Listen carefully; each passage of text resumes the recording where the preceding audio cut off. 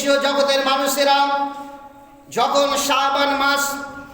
15 তারিখের রজনী আসে, যখন বিশ্বের কোনো মানুষ যখন ইন্তিকাল করে আলামে আরওয়াহ হতে কবরের জগতে যখন চলে যায়, শাবান মাসের 15 তারিখে যখন রাত্রি আসে, নবী পাক সাল্লাল্লাহু বলেন প্রত্যেকটা মানুষের মৃত্যু ব্যক্তির আত্মা শাবান মাসের 15 তারিখের রজনীতে নিজের নিজের বাড়ির দরওয়াজাতে এসে দাঁড়িয়ে থাকে। প্রত্যেকটা রূহ, প্রত্যেকটা আত্মা যারা মৃত্যুবরণ করে কবরের জগতে শুয়ে রয়েছে, নবী পাক সাল্লাল্লাহু তাআলা আলাইহি সাল্লাম বলেন শবে বারাতের রাত্রিতে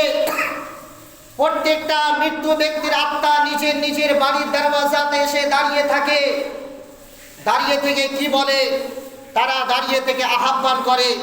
যদি কারো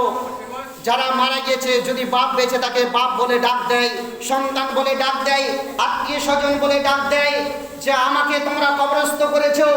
আজ শাবান মাসের 15 তারিখের রজনী আমরা তোমার দরওয়াজাতে এসেছি, তোমরা আমার জন্য,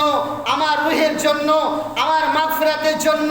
আমার জন্য কিছু তোমরা আমার কাছে আমার জন্য দোয়া করো, অথবা আমার জন্য আল্লাহর রাস্তায় কিছু সাদকা করো। এই বলে ওই মৃত্যু ব্যক্তির রূহ বা আত্মাগুলো বাড়ির দরওয়াজাতে এসে তারা আহ্বান করে। যখন এই আহ্বান করতেই থাকে, যখন দেখে তার আত্মীয় স্বজনেরা কিছুই তার জন্য দোয়া করছেন না, কিছুই তার জন্য কিছুই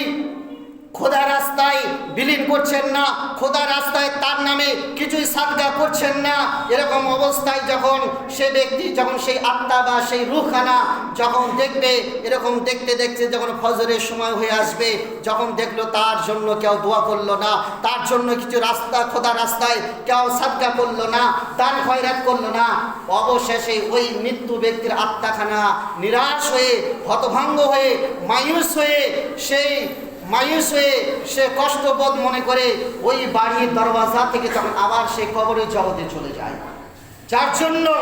নবী পাক সাল্লাল্লাহু তাআলা আলাইহি সাল্লাম বলেন, হে বিশ্ব জগতের মানবেরা, হে বিশ্ব জগতের মানুষেরা, যখন শাবান মাসের 15 তারিখে রজনী আসবে, তখন তোমরা নিজের আত্মীয় স্বজনের জন্য দোয়ায়ে খায়ের করো, নিজের আত্মীয় স্বজনের জন্য তোমরা কোরআন তেলাওয়াত করো, নিজের আত্মীয় স্বজন যারা মৃত্যু হয়ে কবরের জগতে শুয়ে রয়েছে তাদের জন্য তোমরা কিছু দান ও সাদকা করো। এই তোমার দান ও সাদকা ওই মৃত্যু ব্যক্তির জন্য উপকৃত আসবে। জোরে বলুন সুবহানাল্লাহ।